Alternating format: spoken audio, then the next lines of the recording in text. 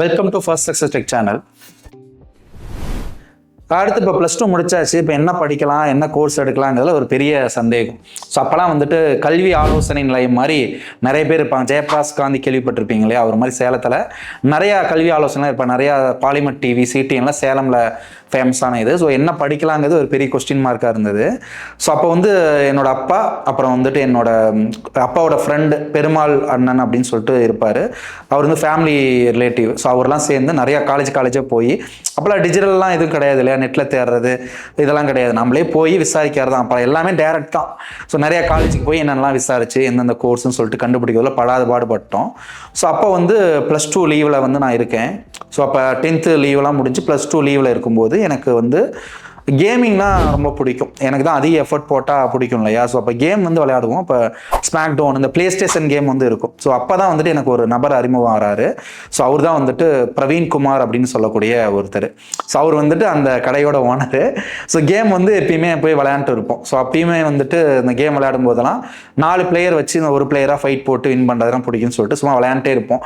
So அவரை owner கூப்பிட்டு அவரோட விளையாண்டு ஒரு நல்ல நட்பு வந்துச்சு. ஸோ அவர் வந்து வெஸ்டீஜ் நிறையா வந்து நெட்வொர்க் மார்க்கெட்டிங், மல்டி லெவல் மார்க்கெட்டிங்கில் இருந்தார். ஸோ அவரோட நட்பு கிடைச்ச பிறகு அவர் அப்போ தான் எனக்கு இந்த நெட்வொர்க் மார்க்கெட்டிங்கில் காலேஜ் ஃபஸ்ட் இயர் போகிறதுக்கு முன்னாடியே அறிமுகப்படுத்துறாரு.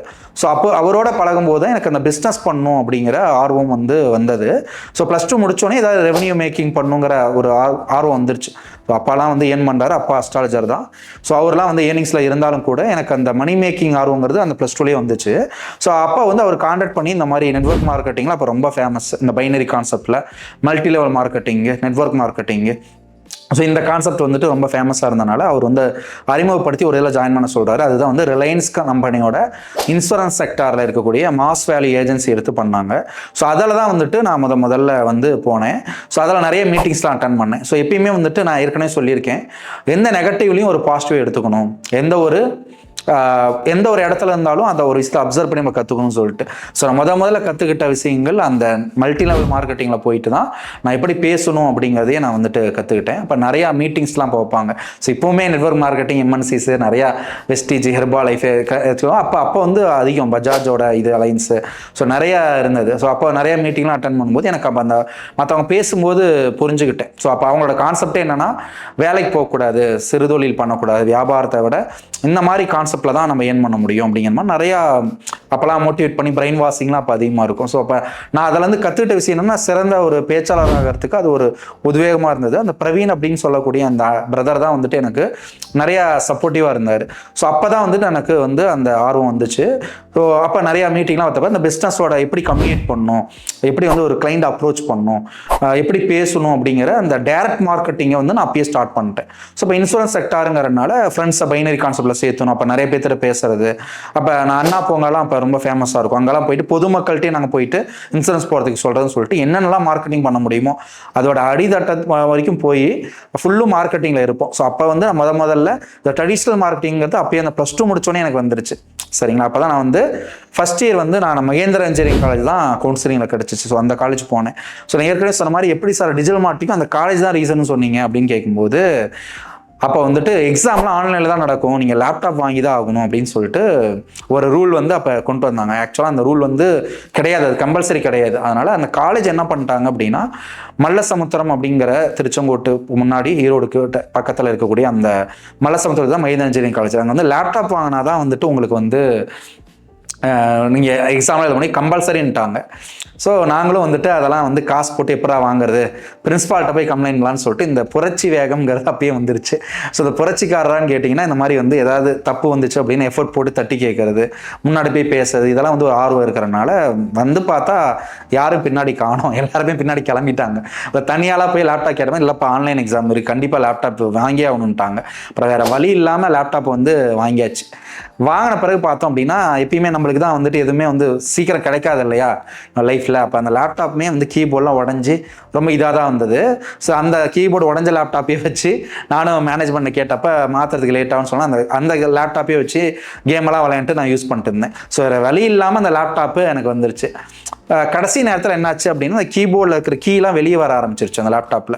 மற்றவங்க எல்லாத்துக்கும் நல்ல லேப்டாப் தான் வந்தது, ஆனால் எனக்கு கிடைச்ச லேப்டாப் இருக்குது பார்த்தீங்களா, அது மட்டும் உடஞ்ச லேப்டாப்பும் வந்துருச்சு.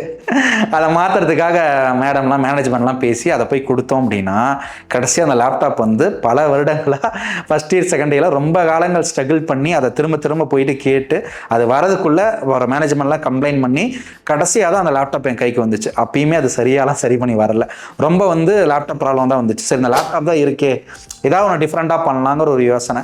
சார் நீங்கள் தான் மல்டி லெவல் மார்க்கெட்டிங்கில் இருந்தீங்க இல்லையா, எம்எல்எம்ல, அதெல்லாம் ப்ராஃபிட் பண்ணலையானா இதை இன்சூரன்ஸில் பண்ணியிருக்கோம். பட் அது வந்து கடைசியாக ரிலையன்ஸ் கம்பெனி மாஸ் வரைக்கும் க்ளோஸ் பண்ணிட்டான், பைனரிலாம் போட்டாச்சு. என்கிட்ட இன்சூரன்ஸ் போட்டவங்க எல்லாம் பக்கத்தூரில் கேள்வி கேட்க ஆரம்பிச்சிட்டாங்க. இப்போ இன்சூரன்ஸில் என்ன அப்படின்னா கட்டாம வந்து அமௌண்ட் போயிடும். அப்போ நிறைய பேர் வந்து ஃபஸ்ட் இயர் மட்டும் கட்டிட்டு விட்டுட்டாங்க. அப்புறம் எல்லாருமே ஃபைட் பண்ண ஆரம்பிச்சிட்டாங்க. இப்போ எனக்கு ஒரு பெரிய ஃபெயிலியராக ஆயிடுச்சு. ஸோ அதனால் என்னாச்சு அப்படின்னு பார்த்தோம் அப்படின்னா சரி எப்படியே ஏன் பண்ணி நம்ம ஃபெயிலியர் ஆகிட்டோம், அப்போ மார்க்கெட்டிங் தானே கற்றுக்கிட்டோம், அப்போ ரெஃபரல் மார்க்கெட்டிங் பண்ணலான்னு சொல்லிட்டு அப்போ தான் பண்ண ஆரம்பிக்கிறேன். ஸோ இப்போ இங்கேருந்து தான் வந்துட்டு என்னோட டிஜிட்டல் மார்க்கெட்டிங் பயணம் வந்து ஸ்டார்ட் ஆகுது. ஸோ ரெஃபரல் மார்க்கெட்டிங் வழியாக எப்படி இந்த டிஜிட்டல் மார்க்கெட்டிங் கண்டுபிடிச்சேன் அப்படிங்கிறது என்னோட டிஜிட்டல் மார்க்கெட்டிங் எப்படி வந்தங்கிற வீடியோவில் சொல்கிறேன். ஸோ காலேஜ் லைஃப் எப்படி இருந்துச்சு அப்படின்னா அப்பயே நான் டிஜிட்டல் மார்க்கெட்டிங்லாம் லேர்ன் பண்ணனால நல்ல ஒரு ஏர்னிங்ஸ் இருந்தது. மக்கள் ஸ்டூடெண்ட்ஸ்லாம் கூட இருக்கவங்களாம் வந்துட்டு பெரிய வந்து ஒரு பொறாமை குணம் அப்படிங்கிறனால நீ வந்து எப்படி ஏர்ன் பண்ணலாம் அப்படிங்கிறது நான் எது பண்ணாலுமே ஒரு அகைன்ஸ்டாக பேசுறதுங்கிறது இருக்கும். அப்போ அங்கே இருக்கிற ஃப்ரெண்ட்ஸ்லாம் நீ ஏன் பண்ணனா ஃபோக்கஸ் பண்ண முடியாது, நீ வந்து எப்படி படிப்ப ரெவன்யூ மணி போகிற பணம் போயிட்டு அப்படின்னா உன்னால் படிக்க முடியாதுன்னா. ஆனால் அப்புறம் கடைசியாக தான் தெரிஞ்சு எல்லாத்துலேயும் வந்து பாஸ் ஆகிட்டு ஒரு டாப்பராக இருந்தப்போ காலேஜில் நல்லா தான் படித்தேன், டாப்பருங்கிறத விட நல்லா படித்தேன் அப்படி சொல்லிக்கலாம். ஸோ அப்போ நல்லா படித்தப்போ அப்போ கேள்வி வந்துச்சு, பரவாயில்ல நீ வந்து ஏர்னிங்கும் பண்ணுற இதாகவும் இருக்கிற அப்படிங்கிறப்ப அப்போயே வந்து மணி மேக்கிங் ஆன்லைனில் பணம் சம்பாதிக்கிறதுங்கிறது காலேஜில் 2008, 2009, 2010 வந்து ஸ்டார்ட் ஆயிடுச்சு. ஸோ அப்போ தான் வந்து பிளாக்கிங் அப்படிங்கிற ஒரு விஷயத்தில் தான் நான் உள்ளே வரேன். ஸோ இது வந்து நம்ம தனி வீடியோவில் பார்ப்போம், டிஜிட்டல் மார்க்கெட்டிங்குள்ளே வந்த அந்த ஸ்டோரியை தனியாக பார்ப்போம். இப்போ காலேஜ் லைஃப்பில் இந்த 4 இயர்ஸில் நம்ம சூப்பராக வந்து ட்ராவல் பண்ணேன், நிறைய விஷயங்கள் கற்றுக்கிட்டேன். நான் படித்த கோர்ஸ் என்ன அப்படின்னா எலக்ட்ரானிக்ஸ் கம்யூனிகேஷன் இன்ஜினியரிங். ஸோ காலேஜில் என்ன சார் நீங்கள் எடுத்தீங்கன்னு கேட்டிங்கன்னா எலக்ட்ரானிக்ஸ் கம்யூனிகேஷன் இன்ஜினியரிங் தான் எடுத்தேன். ஸோ அந்த கோர்ஸ் தான் வந்து நான் படித்தேன். ஸோ அதுக்கும் +1 +2 பார்த்தீங்கன்னா பயாலஜி, அதுலேயும் வந்து ஏதோ ஒன்று சூஸ் பண்ணி அதை சூப்பராக வந்து படிச்சுட்டோம். எலக்ட்ரானிக்ஸ் கம்யூனிகேஷன் இன்ஜினியரிங்கும் நல்லா தான் படித்து என்னால் முடிஞ்ச அளவுக்கு கற்றுக்கிட்டேன். ஆனால் இயற்கையாக பார்த்தோம் அப்படின்னா எனக்கு கம்ப்யூட்டர் பேக்ரவுண்ட் தான் வந்து விருப்பம் இருந்தனால அந்த லைனை நான் வந்துட்டேன். பட்டு என்னவோ டிஃப்ரெண்ட்டாக கற்றுக்கணுங்கிறது இயற்கையாக இருக்கிறதுனால கற்றுக்கிட்டாச்சு. ஸோ காலேஜ் லைஃப் வந்து இப்படி போணுச்சு. நிறையா அதில் பாலிடிக்ஸ் இருந்தது, நிறையா வாத்தியார்கள் இது பண்ணது. ஸ்ட்ரைட் ஃபார்வேர்டுங்கிறது என்னோட இயற்கை குணமாக இருக்கும். எதுவாக இருந்தாலும் ஸ்ட்ரைட் ஃபார்வர்டாக சொல்கிறது, உண்மையை சொல்கிறது, நேர்மையாக சொல்கிறது இல்லை நிறையா இருக்கும். ஸோ அதனால் என்னாச்சுன்னா வாத்தியார்கள்லாம் ரெக்கார்ட் நோட் சைன் போட்டோம் அப்படின்னா ஒரு சின்ன சின்ன ஃபைட்டிங்லாம் நடக்கும். மற்றவங்களாம் ரெக்கார்ட் நோட் யாருமே எழுதியிருக்க மாட்டாங்க, ஸோ நானும் எழுதியிருக்க மாட்டேன். ஸோ ரெக்கார்ட் நோட் போய் காட்டால் என்னப்பா இப்போ வந்து எல்லாம் முடிச்சுட்டாங்க அப்படிம்பாங்க. ஸோ திருப்பி என்ன கேட்பேன் அப்படின்னா அப்படியே சார் முடிச்சுட்டாங்களா, சரி அப்போ வந்து லிஸ்ட்டை காட்டுங்க அப்படின்னு கேட்பேன். லிஸ்ட்டை காட்டுங்கன்னா என் நோட்டை அப்படியே தூக்கி அடிச்சிட்டாரு, நீ என்ன கெட்ட வார்த்தையிலேயே திட்டி அனுப்பி விட்டார் சார். அப்பயும் வந்து பிரின்ஸிபல்கிட்ட போய் கம்ப்ளைண்ட் பண்ணலான்னு பார்க்குறப்ப கூட அந்த ஃப்ரெண்ட்ஸ் எல்லாம் பயந்துட்டாங்க, அலறிட்டாங்க, நீ என்ன ஸ்ட்ரைட்டாக கேட்குறங்கிறப்ப அப்போ வந்து விக்ரம் அப்படின்னு ஒரு நண்பர் இப்போ அவர் சொன்னார், லைஃப்பில் வந்து என்றைக்குமே வந்து காக்கா பிடிக்கணும், நீ காக்கா பிடிச்சாதான் முன்னேற முடியும், அடுத்தவனுக்கு வந்து நீ வந்து காக்கா பிடிச்சா முன்னேற முடியும்ட்டு அவர் சொல்லி கொடுத்தார். நீங்கள் வந்து வாத்தியார்ட்ட அவர் என்ன சொன்னாலும் தலையாட்டி அவங்களுக்கு ஃபேவராக போனால் தான் வந்து இது பண்ணுவாங்கிறப்ப நான் திருப்பி சொன்ன வார்த்தை என்னென்னா இல்லை அப்படிலாம் வந்து பண்ண முடியாது, எதாக இருந்தாலும் ஸ்ட்ரைட் ஃபார்வர்டாக கேட்கணும்னு சொல்லிட்டு எல்லா வாத்தியார்ட்டையும் கேட்டோன்னே பசங்களாம் கூட வரவே பயந்துக்கிட்டாங்க. இது மாதிரி ஒவ்வொரு இதுலையும் என்னோட வாழ்க்கையில் ட்ராவல் பண்ணும்போது ஒரு தப்புனா உடனே வந்து தட்டி கேட்கறதுங்கிறது ஒரு இயற்கை குணமாக இருந்துச்சு. ஒரு ஜெராக்ஸ் அடிக்க போகிறோம் அப்படின்னா பொண்ணுங்க நிறையா வந்துட்டாங்க அப்படின்னா அவங்களுக்கு அடிச்சு கொடுத்துட்டே இருப்பாங்க, உடனே சத்தம் போட்டு ஏன்பா இங்கே நான் நின்றுட்டு இருக்கிறேன், பொண்ணுங்க இத்தனை பேர் ஜெராக்ஸ் அடிக்க வந்திருக்காங்க, இங்கே நின்றுருக்கிறது அவங்க தெரியலையான்னு சொல்லிட்டு அந்த மாதிரி சின்ன சின்ன விஷயங்கள் வந்து நம்ம அப்போ கற்றுக்கிட்டோம். அப்போ வாத்தியார்களுக்கும் ஒரு சில கைடன்ஸ் கொடுப்பேன். ஸோ இதனால் வாத்தியாருக்கே ஒரு கைடன்ஸ் கொடுக்குறாரு அப்படின்னா டெக்னாலஜி அப்போ கற்றுக்கிட்டனால இங்கிலீஷ் கம்யூனிகேஷன் ஸ்கில் நிறைய டெவலப் ஆனிச்சு. டெக்னாலஜி நிறையா கற்றுக்கிட்டேன். கிரெடிட் கார்ட்ஸ்லாம் இப்போ நிறைய பேருக்கு தெரியாது, கிரெடிட் கார்ட்ஸை பற்றி கற்றுக்கிட்டேன். ஸோ நிறையா வந்துட்டு காலேஜ் லைஃப்பில் செல்ஃப் லேர்ன் வந்து பண்ணிக்கிட்டனால வாத்தியார்களுக்கு ஏதாவது டவுட் இருக்குது, பிபிடி ரெடி பண்ணணும், ஸோ உங்களுக்கு கிரெடிட் கார்டு பற்றி டவுட் இருக்குது, ஆன்லைன் மணி மேக்கிங் டவுட் இருக்குது, இங்கிலீஷ் கிராமரில் டவுட் இருக்குன்னா அப்பப்போ சில பேர் வந்து கேட்பாங்க. அதுக்காக என்னென்ன வாத்தியார்னு என்னோட இவங்களுக்கே தெரியாது, கேட்கும்போது அவங்களுக்கு சொல்கிறது தான். ஸோ அப்போ சின்ன சின்ன கைடன்ஸ் அவங்களுக்கே கூட நான் பண்ணியிருக்கேன். அதாவது அவங்களுக்கு சொல்கிறக்கூடிய விஷயம் என்னென்னா ஒரு விஷயம் தெரியல அப்படின்னா நம்ம கேட்கல தப்பு இல்லை, நம்ம வந்து ஒரு பெரிய கௌரவமாக நாம் தான் பெரிய ஆள் அப்படின்னு இருக்கக்கூடாதுங்கிறது அவங்களுக்கு சொல்லும்போது அப்புறம் கடைசி அவங்க வந்து வாத்தியார் சொல்லுவாங்க, சந்தோஷ் நீ சொன்னது கரெக்டு தான், தெரியலனா இன்னொருத்தரை கேட்டு தெரிஞ்சுக்கலாம் போல இருக்குது அப்படின்னு சொல்லிட்டு அவங்களும் வந்து கற்றுக்கிட்டாங்க. ஸோ லைஃப் வந்து காலேஜோட ஃபைனல் இயர் போயாச்சு. ஸோ அப்போ வந்து பார்த்தோம் அப்படின்னா நான் மணி மேக்கிங்லாம் பண்ணனால பிஸ்னஸ் பண்ணாதான் டெவலப் ஆகுங்கிறத ஒரு இது வந்துருச்சு. ஸோ இந்த உணர்வு வரதுக்கு முக்கியமான காரணம் எம்எல்எம்ல இருந்தது, லேப்டாப் வாங்கினது. இன்னொன்று என்ன அப்படின்னா கோபிநாத்தோட ஸ்பீச். ஸோ நீயானா கோபிநாத் உங்களுக்கு எல்லாருக்கும் தெரியும். ஸோ அப்போலேருந்தே ஒரு பிஸ்னஸை வந்து எடுங்க, நிறைய ஆண்டர்பிரினர்ஷிப் வந்து உருவாகணுங்கிற நிறையா வந்து ஸ்பீச் கொடுத்துருக்காரு. ஸோ அவரோட ஸ்பீச்சுங்கிறது எனக்கு ஒரு மிகப்பெரிய ஒரு மாற்றத்தை வந்து லைஃப்பில் கிரியேட் பண்ணுச்சு. ஸோ பிஸ்னஸில் நான் வந்ததுக்கு ஒரு முக்கியமான காரணம் வந்து நீயானா கோபிநாத் சாரின்னு சொல்லலாம். ஸோ அவரோட ஸ்பீச் வந்துட்டு என்னோட ஃப்ரெண்டு செல்வகுமார் அப்படிங்கிறவர் ஒரு டைம் எனக்கு ஷேர் பண்ணார். ஸோ அப்போ வந்து நீயானா கோபிநாத் பேசியிருப்பார், பீஸா பர்கரை வந்து சேல் பண்ணுறாங்க, நம்ம இட்லியை சேல் பண்ணி நீங்கள் பெரிய ஆள் ஆக முடியாதுன்னு சொல்லிட்டு ஒரு வீடியோ பேசியிருப்பார். ஸோ அந்த வீடியோவை பார்த்த பிறகு உத்வேகம் வந்த பிறகு பிஸ்னஸ் பண்ணாதான் ஒரு டெவலப்மெண்ட் இருக்கும். ஸோ இன்னொருத்தருக்கு அடிமை தொழில் செய்யக்கூடாது, ஒரு வேலையாட்களும் போகக்கூடாதுங்கிறது மைண்டில் வந்து பதிஞ்சிருச்சு. ஸோ அப்பையிலேருந்தே வந்து ஃபைனல் இயர்லாம் இந்த கேம்பஸ் இன்டர்வியூ அட்டன் பண்ணுறது, இன்டர்வியூ அட்டன் பண்ணுறதுங்கிறது போனதே கிடையாது சுத்தமாக. ஸோ இந்த மோட்டிவில் தான் வந்துட்டு நம்ம வந்து பிஸ்னஸ் தான் ஆரம்பிக்கணும் அப்படின்ட்டு ஒரு மோட்டிவ் இருந்தது. ஸோ அப்போ தான் வந்து ஃபைனல் இயரில் எனக்கு ஒரு ஐடியா தோணுச்சு. ஸோ வந்து நம்மளுக்கு தெரிஞ்ச விஷயத்த, ஸோ சின்ன வயசுலேருந்தே பார்த்தோம் அப்படின்னா எனக்கு தெரிஞ்ச விஷயத்த இன்னொருத்தர் கற்றுக் கொடுக்கணும் அப்படிங்கிறதா என்னோட மோட்டிவாக இருந்தது. ஸோ ஸ்கூல் லைஃப்பும் சரி, காலேஜ் லைஃப்பும் சரி, எனக்கு என்ன விஷயம் தெரிஞ்சாலுமே இன்னொருத்தருக்கு சொல்லிக் கொடுக்கணும் அப்படிங்கிறது தான் என்னோட மோட்டிவாக இருந்தது. ஸோ ஸ்கூல்லையும் பார்த்தோம் அப்படின்னா எல்லாரும் நீங்கள் பப்ளிக் எக்ஸாம் எழுதுறீங்களா அப்படின்னா, நாளைக்கு பப்ளிக் எக்ஸாம்னா யாரெல்லாம் அந்த கிளாஸில் படிக்கலையோ அவங்களாம் வந்துட்டு என்னோட வீட்டில் வந்து மாடியில் இருப்பேன். எனக்கு தனி ரூம் தான் இருக்கும். ஸோ அவங்கெல்லாம் மாடியில் வர வச்சு அவங்களுக்கு சொல்லி கொடுத்துட்டு இருப்பேன். ஸோ எல்லாரும் அவங்களுக்காக படிக்கும்போது எனக்காகவும் படித்து மற்றவங்களுக்காகவும் சொல்லிக் கொடுக்குறது எனக்கு சின்ன வயசுலேருந்தே ஆரம்பிச்சாச்சு. ஸோ காலேஜ்லேயும் அப்படி தான். அப்போ சும்மா இருப்பேனா, ஸோ காலேஜ் லைஃப்பில் தான் என்னோட ஜேர்னியே ஸ்டார்ட் ஆனிச்சு. So first to third year வந்து நிறையா டிஜிட்டல் மார்க்கெட்டிங்கில் அப்பயே ஆன்லைனில் மணி மேக்கிங் பண்ணியாச்சு. ஸோ இதெல்லாம் வந்து நான் டிஜிட்டல் மார்க்கெட்டிங்கில் இன்னும் நான் தனியாக சொல்கிறேன். ஸோ ஃபைனல் இயரில் தான் வந்துட்டு இந்த ஜேர்னியை கிரியேட் ஆனிச்சு. ஸோ அப்போ வந்து எனக்கு ஒரு ஐடியா தோணுச்சு, ஸோ நம்ம கற்றுக்கிட்ட ஒரு விஷயத்தை மற்றவங்களுக்கு சொல்லிக் கொடுக்கணும். ஸோ அப்போ வந்து நிறையா வந்துட்டு ஆர்டி ஆக்ட் பற்றி, நிறையா வந்துட்டு லா பற்றி, அக்ரிகல்ச்சர் பற்றி, மணி ஏர்னிங்ஸ் பற்றி, பிஸ்னஸ் பண்ணுங்கிறத பற்றி, ஸோ நிறைய விஷயங்களை மக்களுக்கு சொல்லிக் கொடுக்கலாங்கிறதுக்காக எனக்கு ஒரு ஐடியா வந்தது. ஸோ அப்போ என்னோட காலேஜோட ஹெச்ஓடி வந்து ஒரு சைன் வந்து வாங்கி இது மாதிரி வந்து நான் வந்து பிஸ்னஸ் டெவலப்மெண்ட்காக வந்து ஒவ்வொரு கிளாஸுக்கும் வகுப்பு எடுக்கலாம்னு நினைக்கிறேன் அப்படின்னு சொல்லிட்டு ஒரு ஸ்பெஷல் பர்மிஷன் வந்து வாங்கிட்டேன். அப்போ அவரும் வந்து சைன் போட்டு கொடுத்துட்டாரு. ஸோ அப்போ என்ன பண்ணேன் அப்படின்னா என்னோட டிபார்ட்மெண்ட் மட்டும் இல்லாமல் எல்லா டிபார்ட்மெண்ட்டுக்கும் ஸோ ஃபைனல் இயரில் நான் வந்துட்டு அந்த லெட்டரை வச்சு ஒவ்வொருத்தருக்கும் போயிட்டு பிஸ்னஸை வந்து எப்படி டெவலப் பண்ணணும்னு சொல்லிட்டு அவங்க கிளாஸில் போய் எடுத்தோம். சரிங்களா? ஸோ இப்போ நானும் என்னோட நண்பர், என்னோட பேர்லேயே சந்தோஷ்குமார்ங்கிறது காமன் நேமாக இருக்கிறனால என்னோட கூட வந்து ஒரு நண்பரும் வந்தார். ஸோ அவர் தான் என்னோட ஃபஸ்ட்டு பார்ட்னரும் கூட. ஸோ அது first failure of my company சீரீஸில் பார்க்கலாம்.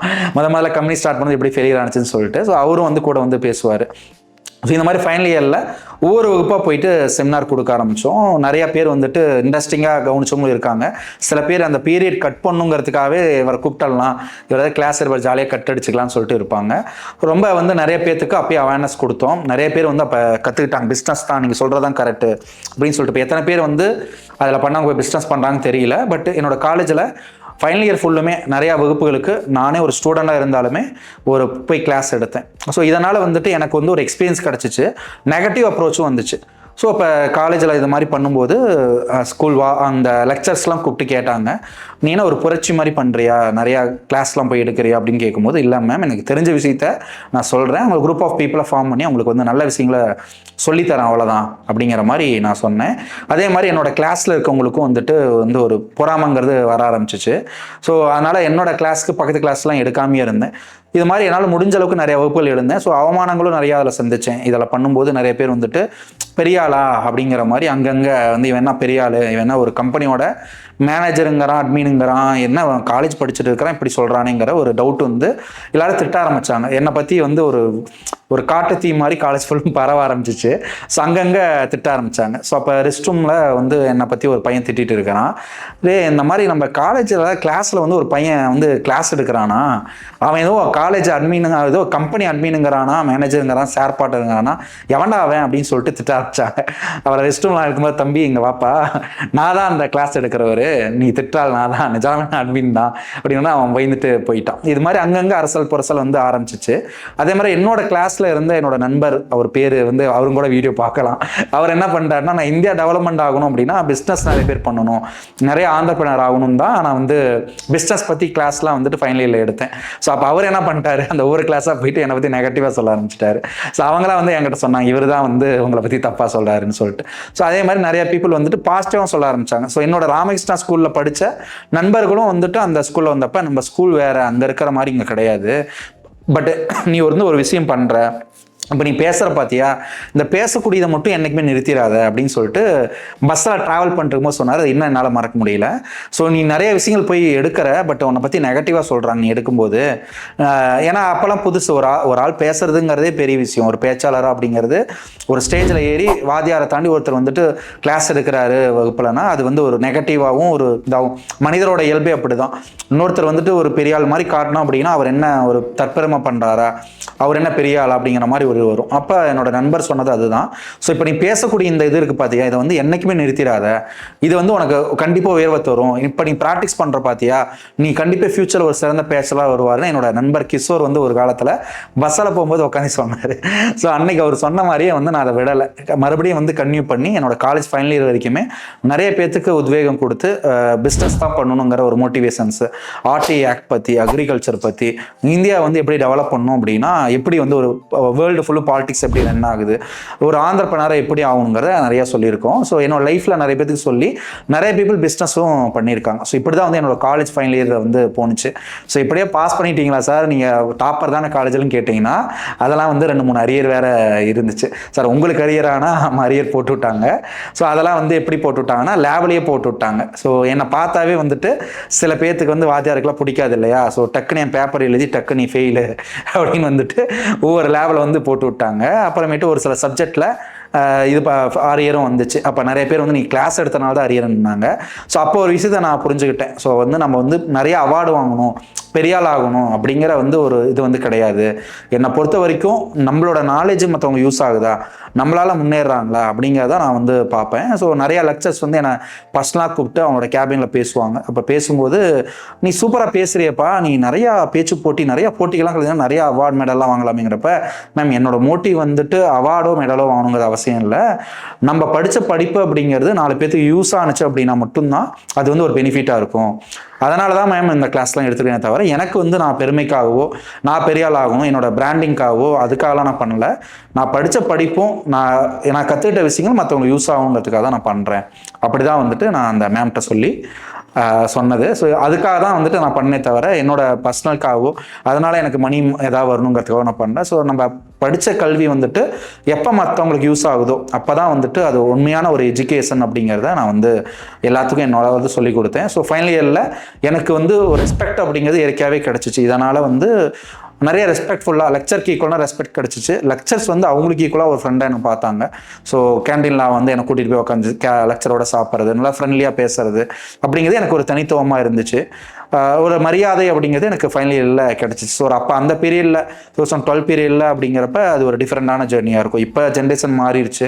இப்போ 2K கிட்ஸ் வந்துட்டாங்க. இப்போ காலேஜ்லாம் டிஃப்ரெண்ட் இதில் இருந்தது.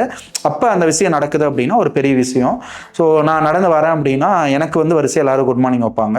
ஸோ என் கூட வந்த நண்பர்கள்லாம், என்னப்பா உனக்கு எல்லாம் விஷ் பண்ணுறான்னு கேட்கும்போது, ஆமாம் நான் எல்லா கிளாஸ்க்கும் எடுக்கிறேன்னு எனக்கு தெரியும், அதனால் விஷ் பண்ணுறாங்கிறப்ப அப்போ அவங்க ப்ரௌடாக ஃபீல் பண்ணாங்க. உங்க கூட நடந்து வரதே கெத்தாக இருக்குன்னு சொல்லிட்டு. பட் நான் பண்ண விஷயங்கள்லாம் எனக்கு கெத்தாக இருக்கணும், என்னை சார்னு எல்லாரும் கூப்பிடணும் அப்படிங்கிற மரியாதைக்காக கிடையாது. ஏன்னா நிறைய பேர் சார்னே என்னை கூப்பிட்டாங்க. ஏன்னா நிறைய கிளாஸ்லாம் எடுக்கும்போது நான் ஒரு கம்பெனியோட சிஇஓன்னு நினச்சிட்டாங்க. நான் கம்பெனி சிஇஓலாம் கிடையாது, நான் இந்த காலேஜ் தான் படிக்கிறேன், ஃபைனல் இயர் தான், உங்களோட பக்கத்து கிளாஸ் தான் அப்படின்னு சொல்லியிருக்கேன். ஸோ சாருங்கிற மரியாதைங்கிறது எனக்கு இயற்கையாகவே காலேஜ் படிக்கும்போதே எனக்கு கிடச்சிருச்சு. ஸோ இப்படி தான் என்னோட லைஃப் ஜோர்னிங்கிறது இருந்தது. ஸோ பெரிய அளவுக்கு என்ஜாய்மெண்ட்டை தாண்டி மனிதர்களுக்கு நல்லது செய்யலாம், மற்றவங்களுக்கு யூஸ் ஆகலாம் அப்படிங்கிற மாதிரி தான் என்னோட கல்லூரி பயணம் அப்படிங்கிறதே இருந்துச்சு. டோட்டல் இதுவே. ஸோ சும்மா போய் உட்காந்து காலேஜ் முடிச்சவங்க இல்லாமல் ஸோ அந்த இடத்துல ஒரு டிஃப்ரெண்ட்டாக பண்ணியிருக்கோம் அப்படிங்கிறது எனக்கு ஒரு செல்ஃப் சாட்டிஸ்ஃபேக்ஷன் இன்னமும் கொடுத்துருக்குது. ஸோ நிறைய பேர் என்னோட கிளாஸ் அட்டன் பண்ணவங்க என்னை பார்த்தாங்கன்னா இன்னமும் என்னோட கல்லூரியோட படித்த எல்லா கிளாஸோட வகுப்புகளும் என்னோட ஃபேஸ் இன்னமும் ஞாபகம் வச்சுருக்காங்க. நான் இப்போ அந்த கல்லூரிக்கு சீஃப் கெஸ்ட்டாக போகும்போது நிறைய பேர் என்னை ஞாபகம் வச்சுருக்காங்க. என்னோட காலேஜ் லைஃப்லேருந்து என்ன சார் சொல்ல வரீங்க, நாங்கள் என்ன புதுசாக கற்றுக்கலாம் அப்படின்னா, நான் காலேஜில் செமினார் எடுக்கும்போது சில பொண்ணுங்களாம் கேள்வி கேட்டாங்க. ஒரு ஆளாக உங்களால் சாதிக்க முடியுமா, ஒரு கூட்டமைப்பு வேணும், ஒரு பெரிய டீம் வேணும், பெரிய சப்போர்ட் வேணும்னாங்க. நான் லைஃப்பில் சாதிச்சு காட்டியிருக்கேன், நான் ப்ரூவ் பண்ணுறேன், நான் தனியால் நான் நின்று காட்டுறேன் அப்படின்ட்டு அந்த பொண்ணுகிட்ட நான் சொல்லியிருக்கேன். ஸோ அதனால் நம்ம எப்பயுமே ஒரு சப்போர்ட் எதிர்பார்த்துட்டே இருக்கக்கூடாது. ஸோ நம்ம ஃப்ரெண்டு பண்ணுவான், அவன் பண்ணுவான், இவன் பண்ணுவான்னு சொல்லிட்டு.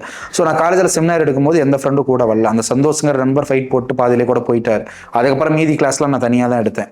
ஸோ ஒவ்வொரு டைமே உங்களுக்கு பிடிச்ச விஷயத்த நீங்கள் வந்து போராடி அதை செய்யலாம். இப்போ நான் வந்து ஒரு எஃபர்ட் போட்டு ஒரு சைன் வாங்கி ஒரு பிரின்சிபல்கிட்ட வாங்கிட்டு எனக்கு பிடிச்ச விஷயம் மற்றவங்க சொல்லித்தரணும், நிறைய விஷயங்கள் சொல்லித்தரணுங்கிறத ஒரு ஸ்டூடெண்டாக இருக்கும்போதே நான் காலேஜில் பண்ணேன். அப்படி இருக்கும்போது எல்லாமே வந்துட்டு நம்ம எதிர்பார்த்துருக்க கூடாது. அவன் செய்வான், இவன் செய்வான், சப்போர்ட் இல்லை, அவன் இது பண்ண மாட்டான் அப்படிங்கிற மாதிரி நம்ம வந்து பண்ணிட்டு இருந்தோம் அப்படின்னா நம்ம பிடிச்ச விஷயத்தை செய்யவே முடியாது. அப்போ யார் செய்யணும் அப்படின்னா நாம தான் அதை வந்து செய்யணுமே தவிர இன்னொருத்தர் சொல்லிலாம் வந்து நம்ம பிடிச்ச விஷயத்தை செய்யக்கூடாது. உங்களால் அது தோணுச்சா, இது செய்யலாம் பண்ணுதா, இமீடியட்டாக செய்யுங்க. நல்லதோ கெட்டதோ அதுக்கான ரிசல்ட் வந்து பாருங்கள். ஸோ அதே தான் வந்து காலேஜ் லைஃப் நான் சொல்ல வருது. ஸோ பிடிச்ச விஷயத்த தாராளமாக நீங்கள் செய்யலாம்.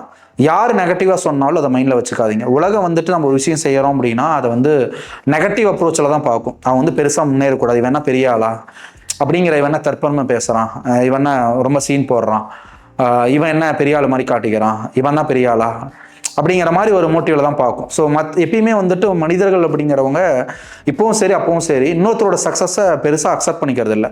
So congratulation, all the best அப்படின்னு ஒருத்தர் கொடுக்குறாங்கன்னா அது ஒரு ஜஸ்ட் ஒரு வெர்பல் கம்யூனிகேட்டாக இருக்கே தவிர அது ஒரு சூப்பராக இருந்தது கிடையாது. அதனால் மற்றவங்களை இப்படி சொல்லுவாங்க அப்படி சொல்லுவான்னு பார்த்தீங்கன்னா லைஃப்பில் நீங்கள் எதுவுமே செய்ய முடியாது. ஸோ அடுத்தவங்களை வந்து நீங்கள் வந்து என்றைக்குமே பார்க்காதீங்க.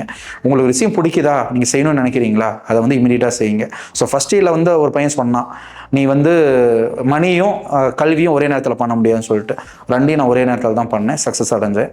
யாருமே செமினார் எடுக்கிறது பிடிக்கல, நெகட்டிவாக தான் பண்ணாங்க. பட் அதையும் நான் செஞ்சேன். அது வந்து எனக்கு இப்போ கெரியருக்கு இப்போ நான் ஒரு சிறந்த பேச்சாளராக, ஒரு சிறந்த ஆசிரியராக, ஒரு நல்ல ஒரு சிஇஓவாக இருக்கிறேன் அப்படின்னா அப்போ நான் கற்றுக்கிட்டு அப்போ அடைஞ்ச ஒரு எக்ஸ்பீரியன்ஸ் அண்ட் ப்ராக்டிஸ் தான் எனக்கு ஹெல்ப்ஃபுல்லாக இருந்துச்சுன்னு நினைக்கிறேன். அதனால் யார் என்ன சொல்கிறாங்களோ அதை வச்சுட்டு உங்களுக்கு பிடிச்சதை செய்யணும் அப்படிங்கிறத என்னோட காலேஜ் லைஃப் ஹிஸ்ட்ரியில் வந்து நீங்கள் எடுத்துக்கலாம்.